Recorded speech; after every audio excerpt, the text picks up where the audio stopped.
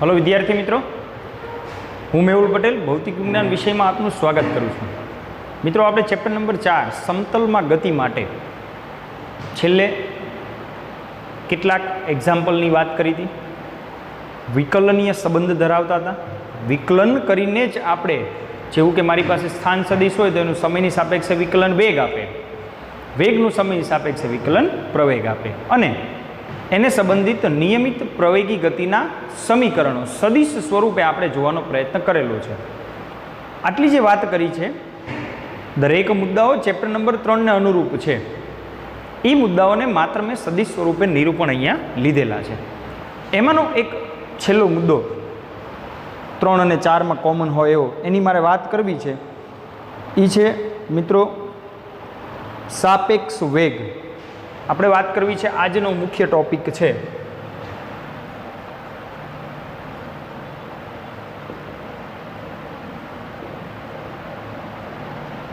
સાપેક્ષ વેગની મારે વાત કરવી છે। સાપેક્ષ લેવા માટે મારે બે પદાર્થ તો લેવા જ પડશે। બે પદાર્થોને કોઈ એક નિર્દેશ ફ્રેમમાં લઉં।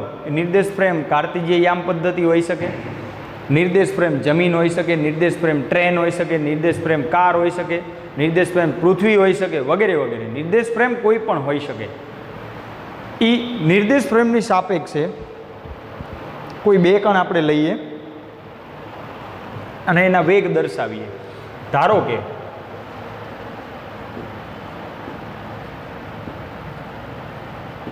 કોઈ બે કણો એ અને બી ના કોઈ નિર્દેશ ફ્રેમ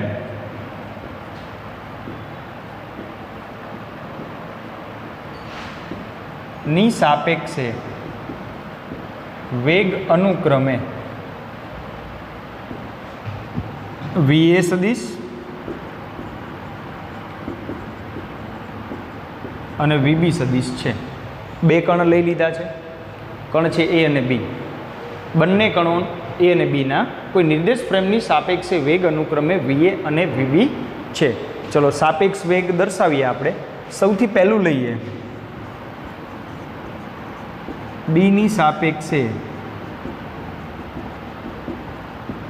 એનો વેગ V A B is equal to V A minus V B થાય। બીની સાપેક્ષે એનો વેગ દર્શાવશું કેવી રીતે? જેની સાપેક્ષે છે એને પછી લખવાનું ને જેનો વેગ છે એને પહેલાં લખવાનું। એટલે V A B is equal to V A minus VB.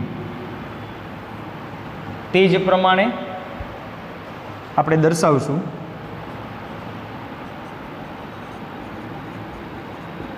એની સાપેક્ષે બીનો વેગ V B A is equal to V B minus V A. V B A is equal to V B minus V A. ચલો વીબીએમાં આગળ વધીએ તો અહીંથી માઇનસ કોમન કાઢું તો માઇનસ ઓફ મળે વીએ માઇનસ વીબી, એને કહેવાય માઇનસ વીએ બી। એટલે કે V B A is equal to minus V A B. આ છે સાપેક્ષ વેગ। એની સાપેક્ષે બીનો વેગ કે બીની સાપેક્ષે એનો વેગ સમાન મૂલ્યનો અને પરસ્પર વિરુદ્ધ દિશામાંનો મળે। એટલે આપણે હવે ચોકસાઈપૂર્વક દિશાનું નિર્દેશન અહીંયા દર્શાવવાનું હોવાથી આ પ્રમાણે એને લખી શકીએ। વીએ માઇનસ વીબીને આપણે વીએ બી અહીંયા કીધેલું છે। તો આ થઈ ગઈ એક નાનકડી રજૂઆત મિત્રો સાપેક્ષ વેગની। આના મૂલ્ય લઈએ તો mod of V B A is equal to mod of V A B થાય। એટલે કે એની સાપેક્ષે બીનો વેગ અને બીની સાપેક્ષે એનો વેગ સમાન મૂલ્યના અને પરસ્પર વિરુદ્ધ દિશાના થાય। આમ એની સાપેક્ષે બીનો વેગ તથા બીની સાપેક્ષે એનો વેગ સમાન મૂલ્યના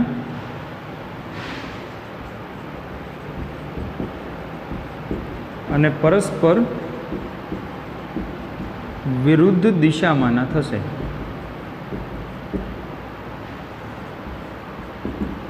સમાન મૂલ્યના અને પરસ્પર વિરુદ્ધ દિશામાંના થશે.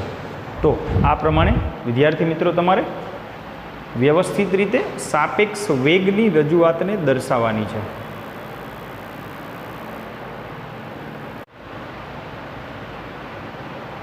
વ્યાપક રીતે જો આ સમીકરણને લેવાનો પ્રયત્ન કરીએ સાપેક્ષ વેગને, વ્યાપક રીતે કોઈ બે પદાર્થો P અને Q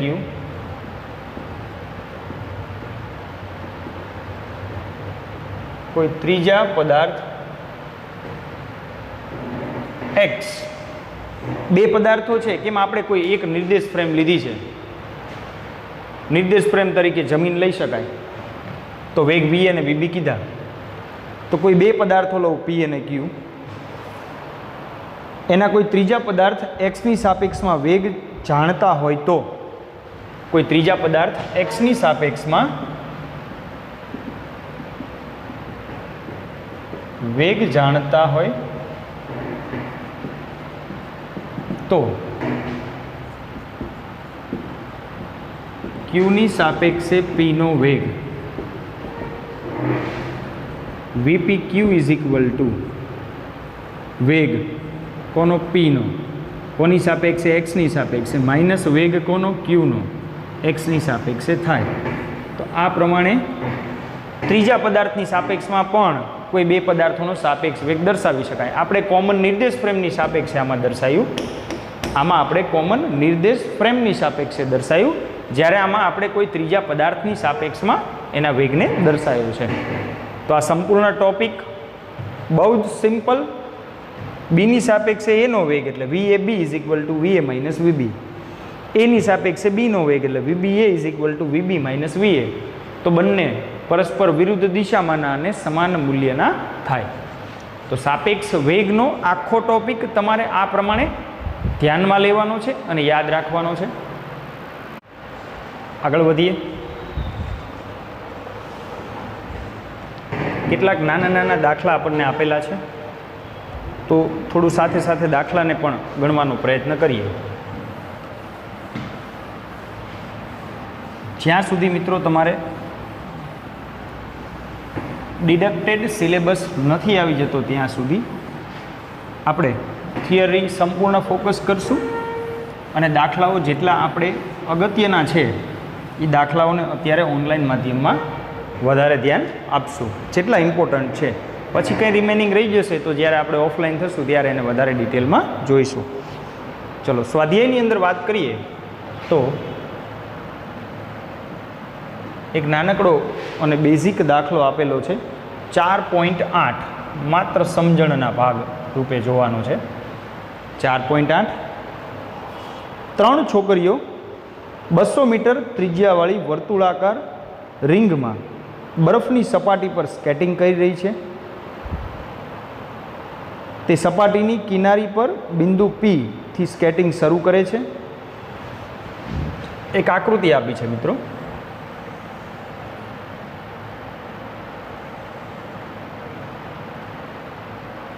બિંદુ P અહીંયા છે, બિંદુ Q અહીંયા છે. ચલો કોઈ એક માર્ગે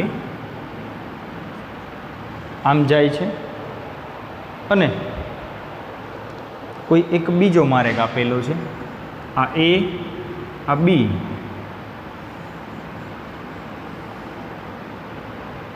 અને આ C. આવા ત્રણ માર્ગ આપણને આપેલા છે. ચલો રકમ સમજીએ. તથા Pના વ્યાસાંત બિંદુ Q પર જુદા જુદા પથ પર જઈને આકૃતિમાં દર્શાવ્યા પ્રમાણે પહોંચે છે. દરેક છોકરીના સ્થાનાંતર સદિશનું માન કેટલું હશે એ આપણે મેળવવાનું છે અને કઈ છોકરી માટે તેનું માન તેની મૂળ સ્કેટની પથ લંબાઈ જેટલું હશે. બે જવાબ મારે દેવાના છે. ચલો ત્રણ છોકરીઓ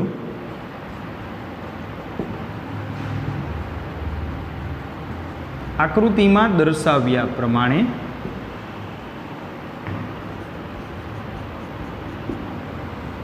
PAQ, PBQ ને PCQ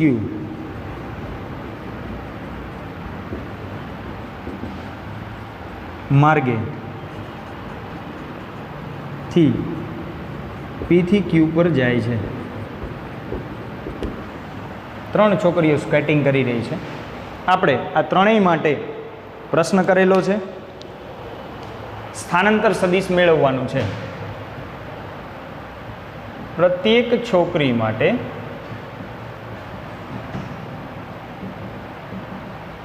સ્થાનાંતર સદિશ બરાબર PQ સદિશ થાય, P થી Q.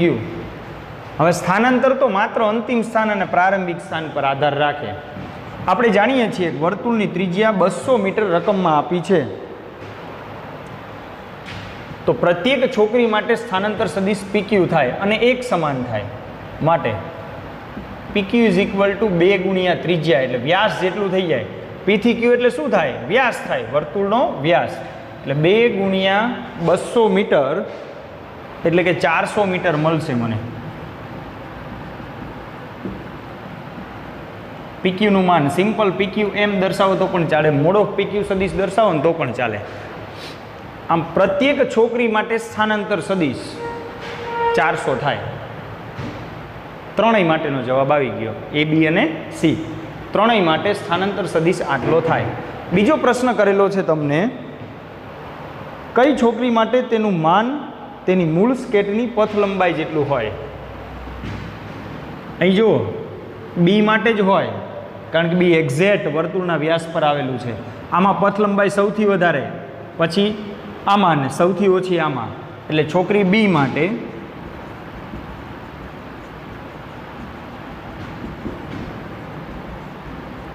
સ્થાનાંતર સદિશનું મૂલ્ય તેની મૂળ પથ લંબાઈ જેટલું હોય છે થશે. બસ દાખલો પૂરો થઈ ગયો.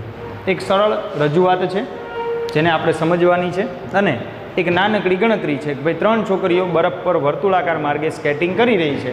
આ વર્તુળાકાર માર્ગની ત્રિજ્યા 200 મીટર આપેલી છે.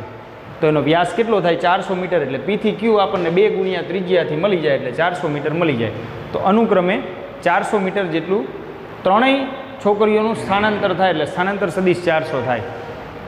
પછી કઈ છોકરી માટે સ્થાનાંતર સદિશનું મૂલ્ય તેની મૂળ પથ લંબાઈ જેટલું હોય? તો અહીંયા દેખાય છે કે ભાઈ છોકરી B માટે P થી Q જાય એટલે સિમ્પલ જવાબ મળી જવાનો છે. તો આ પ્રમાણે તમે દાખલા નંબર 4.8 સ્વાધ્યાયને ગણી શકો. સ્વાધ્યાયનો દાખલા નંબર 4.9 સમજીએ.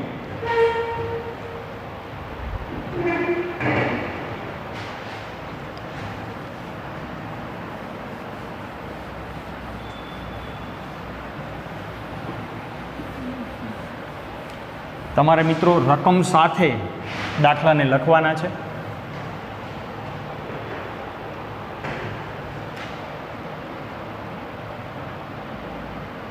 ચલો રકમને સમજીએ. કોઈ સાયકલ સવાર 1 કિલોમીટર ત્રિજ્યાવાળા એક વર્તુળાકાર બગીચાના કેન્દ્ર O થી ગતિની શરૂઆત કરે છે. એક આપણે વર્તુળાકાર બગીચો લેવાનો છે.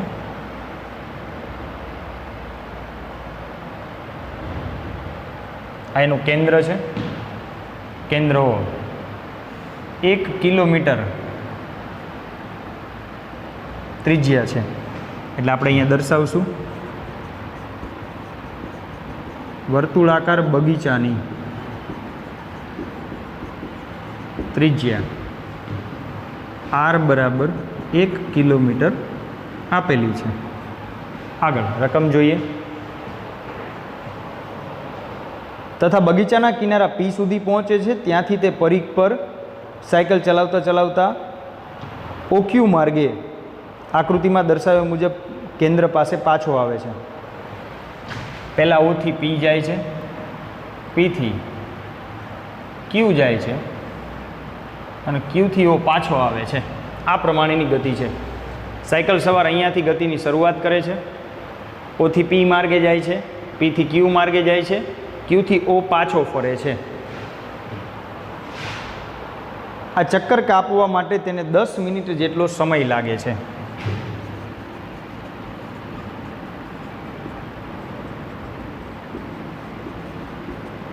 દસ મિનિટ જેટલો સમયગાળો લાગે છે. ચલો તો આગળ જોઈએ.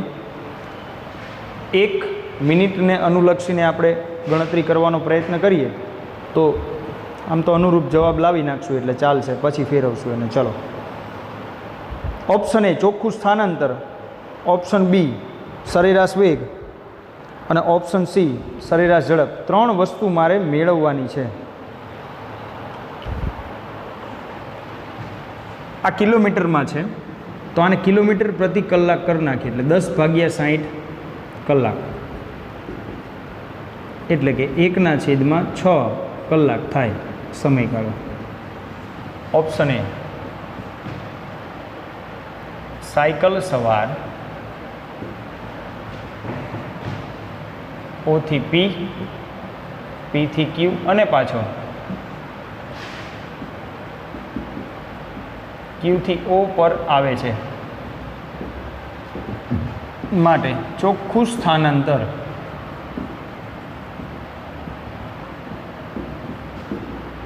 0 કિલોમીટર થાય. તો ત્યાં પાછો આવી જાય છે.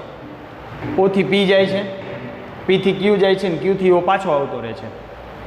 તો સ્થાનાંતર શું થઈ જાય? પ્રારંભિક માઇનસ અંતિમ માઇનસ પ્રારંભિક એટલે સ્થાનાંતર થઈ જાય 0. ઓપ્શન બી સ્થાનાંતરને અનુરૂપ મારે મેળવવું છે સરેરાશ વેગ. તો સરેરાશ વેગ બરાબર સ્થાનાંતર ભાગ્યા સમયગાળો. સ્થાનાંતર 0 છે, સમયગાળો 1/6 બરાબર 0 કિલોમીટર પ્રતિ કલાક. આ મળશે તમને સરેરાશ વેગ. ચલો ત્રીજી વાત કરીએ ઓપ્શન સીની.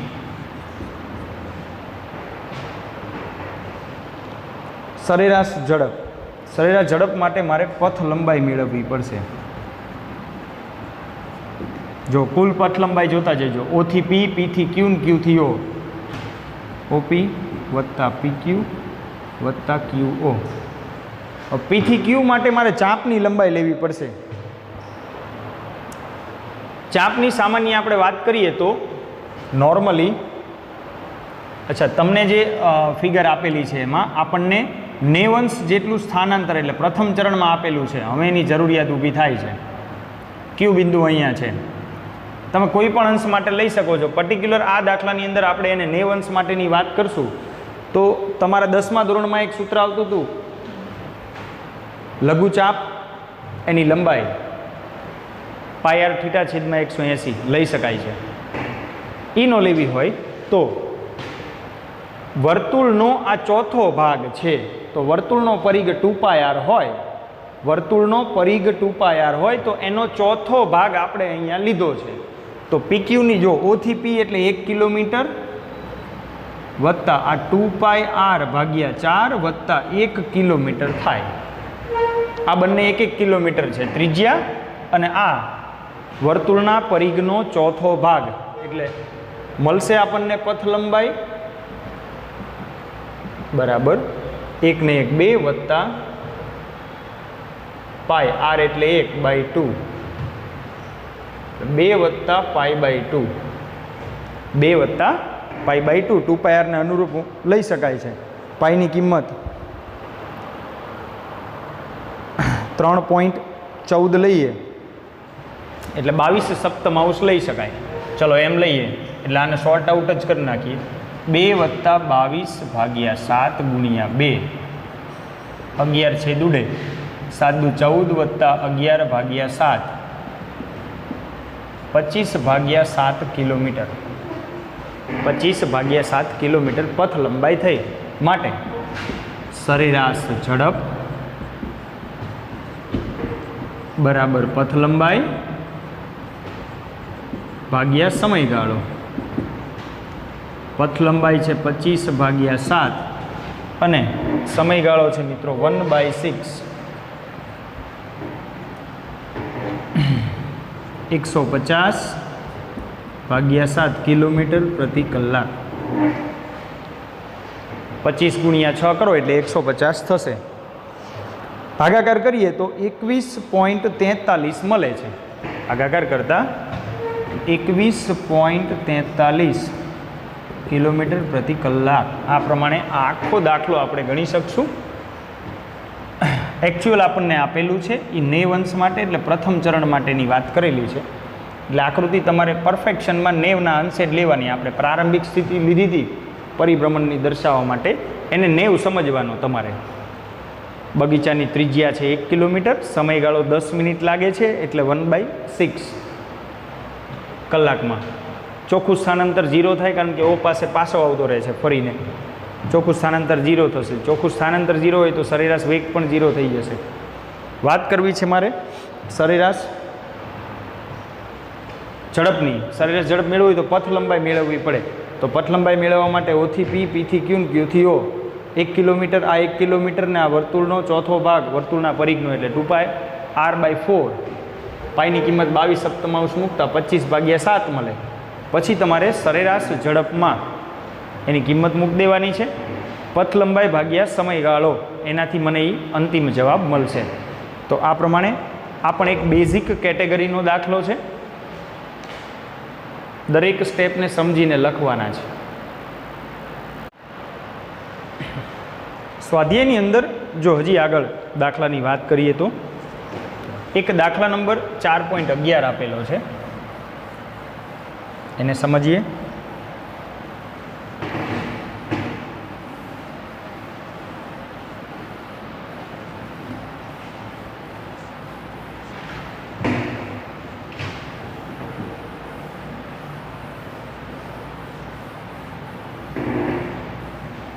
ફેરબુકમાં તમારે મિત્રો રકમ લખવાની છે. ચલો સ્વાધ્યાયમાં 4.11 દાખલા નંબર જોઈએ.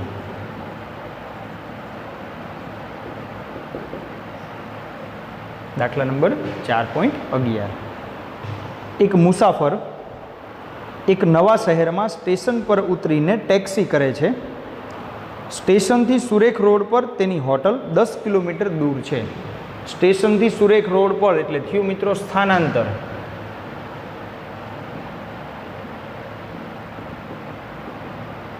દસ કિલોમીટર સ્ટેશનથી સુરેખ રોડ પર છે એટલે.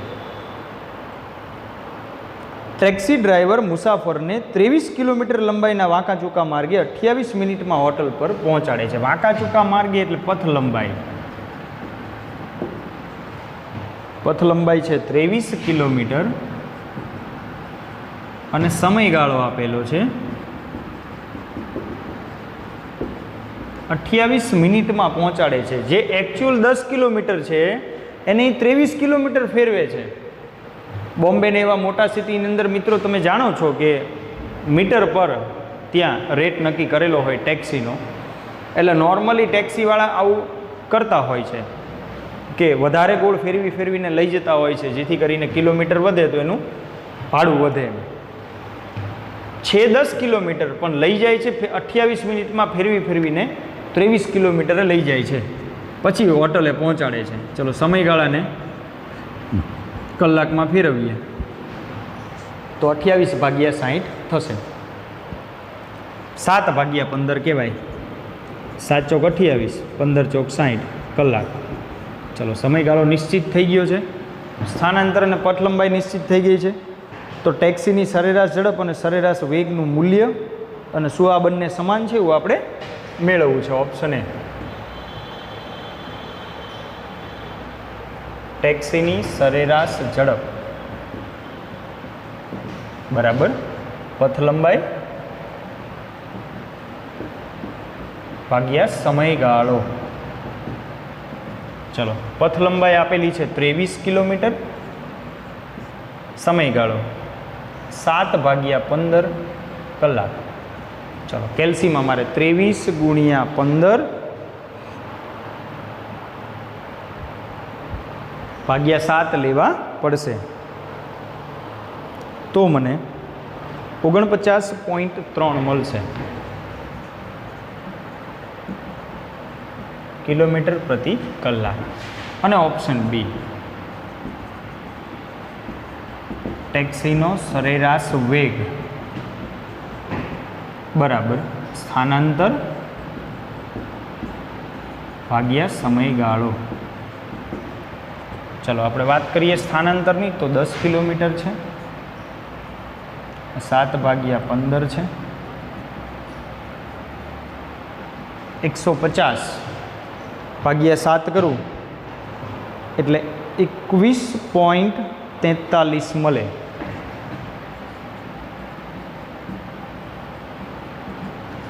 કિલોમીટર પ્રતિ કલાક. ચલો બંને મળી ગયા છે. પ્રશ્ન હતો છેલ્લે શું આ બંને સમાન હશે? તો બંને અલગ અલગ છે તમે જાણો છો. આમ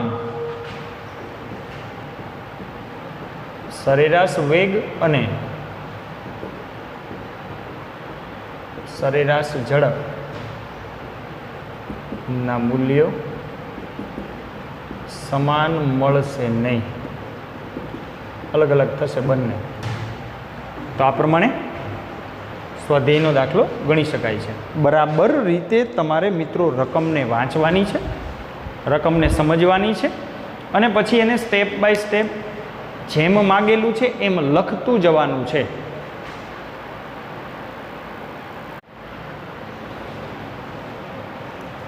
ઉદાહરણ તરફ આગળ વધીએ મિત્રો. હજી એક ઉદાહરણને આપણે ગણવાનો પ્રયત્ન કરશું. ઉદાહરણ 4.6 તમને આપેલું છે. સાપેક્ષ વેગ સંબંધિત, આજ જે આપણે પહેલો ટોપિક લીધેલો છે એને સંબંધિત એક ઉદાહરણ આપેલું છે, એને આપણે સમજીએ.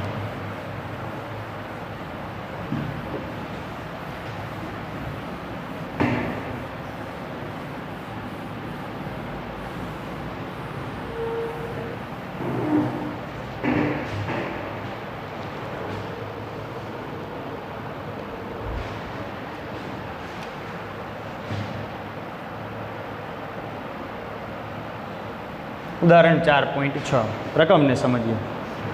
શિરોલંબ દિશામાં 35 મીટર પ્રતિ સેકન્ડના વેગથી વરસાદ પડી રહ્યો છે.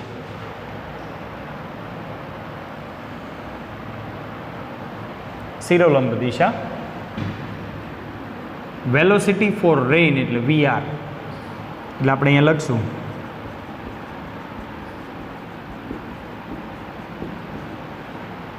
વરસાદનો વેગ VR કેટલો આપેલો છે? 35 મીટર પ્રતિ સેકન્ડ.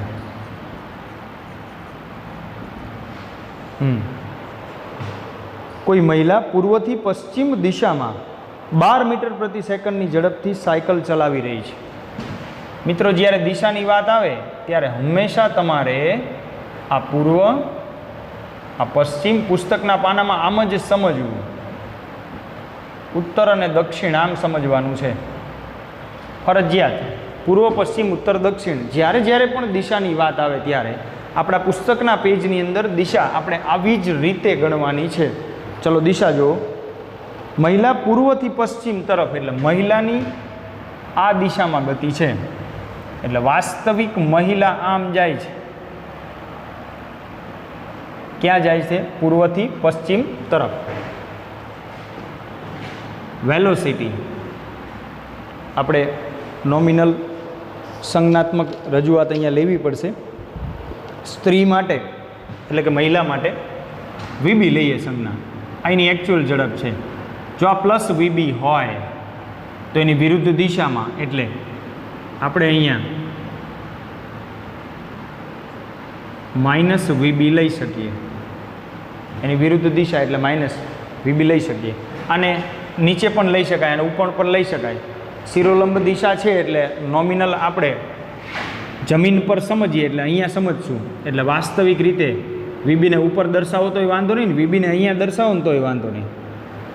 આમ તો એક સરખું જ દર્શાવીએ એટલે તમને કન્ફ્યુઝન ન રહે. આ પ્લસ વીબીની દિશા હોય તો આ માઇનસ વીબીની દિશા થાય. આ રેફરન્સથી આ માઇનસ વીબી થયું ને આ પ્લસ વીબી થયું. ચલો તો પ્રશ્ન કરેલો છે તમને, તેને કઈ દિશામાં છત્રી રાખવી જોઈએ? મહિલા પૂર્વથી પશ્ચિમ જાય છે, વરસાદ ઉત્તરથી દક્ષિણ પડે છે. જો હું સાપેક્ષ વેગ લઉં તો મહિલાની સાપેક્ષે વરસાદનો વેગ લઉં તો VR માઇનસ વીબી થશે. શું થશે? VR માઇનસ વીબી થશે. તો અત્યારે ગણતરીના પોઈન્ટ ઓફ વ્યૂ હું ત્રિકોણના નિયમ અનુસાર પરિણામી સદિશ અહીંયા દર્શાવીશ. શું દર્શાવીશ? આને મુખ્ય ઓરિજિન લઈ લઈશ અને પરિણામી સદિશ દર્શાવીશું. મહિલાની સાપેક્ષે વરસાદનો વેગ VRB આ દિશામાં આમ. હવે આને હું થીટા કોણ દર્શાવી દઉં. આને હું થીટા કોણ દર્શાવી દઉં.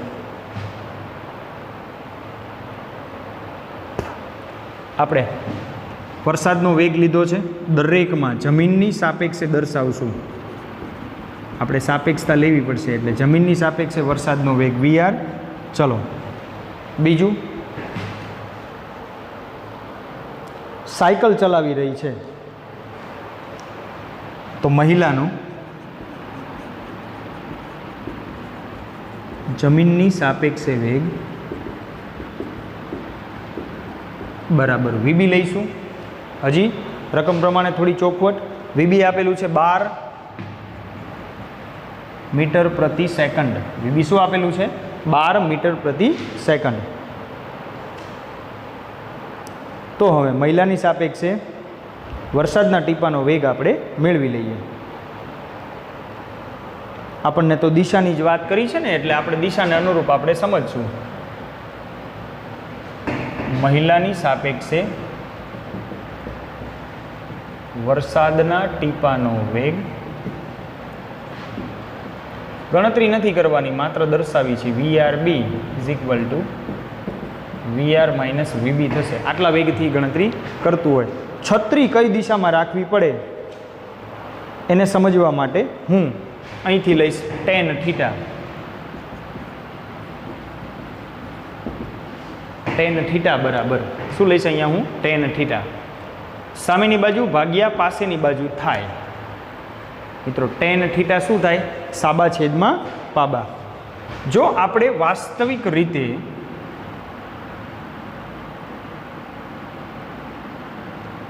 આ દિશામાં રાખેલો હોત કે જે દિશા મહિલાની છે, મહિલા આ દિશામાં જતી હોય તો આપણે જાણીએ છીએ કે છત્રી આમ રાખવી પડે. છત્રી રાખવી પડે કે નહીં? તો સાપેક્ષ વેગના અનુસંધાનમાં જો આપણે ગણતરી કરીએ તો tan થીટા સામેની બાજુ VB, અત્યારે મૂલ્ય લઉં છું, પાસેની બાજુ VR થાય. બેમાંથી કોઈ એક બાજુ તમે સમજી શકો છો થીટાને. હો, એક ધન બાજુ કહેવાય ને એક ઋણ બાજુ કહેવાય. આ ઋણ બાજુ છે મહિલાનું અને આ ધન બાજુ છે. VB 12 ભાગ્યા 35. ચલો 12 ભાગ્યા 35 0.3429 થશે. 0.3429. તો માટે થીટા બરાબર નેચરલ ટેન્જન્ટની અંદર 0.3429 જોવાનું છે મિત્રો. તમારે 0.3429 જોવાનું છે. તો મળશે તમને 18 અંશ અને 56 મિનિટ. થીટા બરાબર 18 અંશ 56 મિનિટ એટલે 60 મિનિટે એક અંશ ઉમેરાઈ જાય એટલે એપ્રોક્સિમેટ 19 અંશ થશે. એપ્રોક્સિમેટ 19 અંશ થશે. તો આમ સ્ત્રીએ શિરોલંબ સાથે પશ્ચિમ તરફ 19ના કોણે છત્રી રાખવી જોઈએ. આ તો આપણે નેગેટિવ દિશા હતી, તો આપણે પોઝિટિવ દિશા તરફ જઈએ, પૂર્વથી પશ્ચિમ તરફ, એટલે આ પશ્ચિમ દિશા થઈ. તો શિરોલંબ સાથે, આ શિરોલંબ સાથે પશ્ચિમ તરફ મારે થીટા કોણે છત્રી રાખવી જોઈએ. આમ મહિલાએ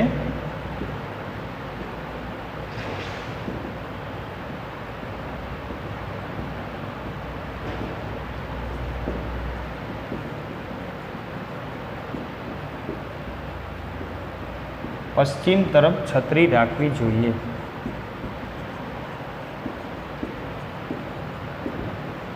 જો આપણે અત્યારે ધારેલી મેટર છે કે સાપેક્ષ વેગ વરસાદનો આ બાજુ લઉં તો છત્રી આ બાજુ રહે, સાપેક્ષ વેગ વરસાદનો આ બાજુ લઉં તો છત્રી આ બાજુ રહે. વાસ્તવિક રીતે આપણે સાપેક્ષ વેગમાં અહીંયા -VB લેવું પડતું હોવાથી એકચ્યુઅલ રેઇનની ડાયરેક્શન એટલે મારે આમ આગળ છત્રી રાખવી પડે, કારણ કે વરસાદ મને આમ નડે સાપેક્ષતાની દ્રષ્ટિએ. એટલે શિરોલંબ સાથે થીટા કોણે પશ્ચિમ તરફ મારે છત્રી રાખવી જોઈએ. આ પ્રમાણેની એક દાખલાની રજૂઆત મિત્રો તમને આપેલી છે. થોડું ટેકનિકલી સમજવાનું છે દિશાને અનુરૂપ. પૂર્વથી પશ્ચિમ તરફ ધન દિશા છે તો સાપેક્ષ વેગ માટે ઋણ દિશા જોતી હોવાથી આ લીધું છે, એટલે આપણે વરસાદનો સાપેક્ષ વેગ લીધો.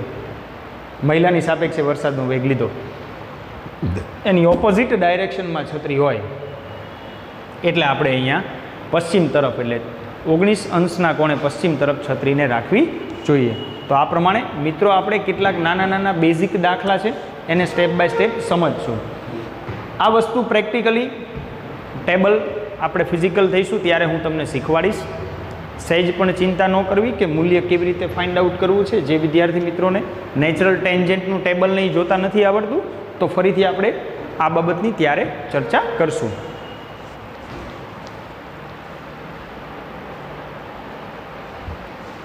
તો આજના લેક્ચરમાં મિત્રો આટલી રજૂઆતને તમારે ધ્યાનમાં લેવાની છે અને સમજવાની છે. હવે પછીની રજૂઆત આપણે નેક્સ્ટ લેક્ચરમાં લઈશું. Thank you.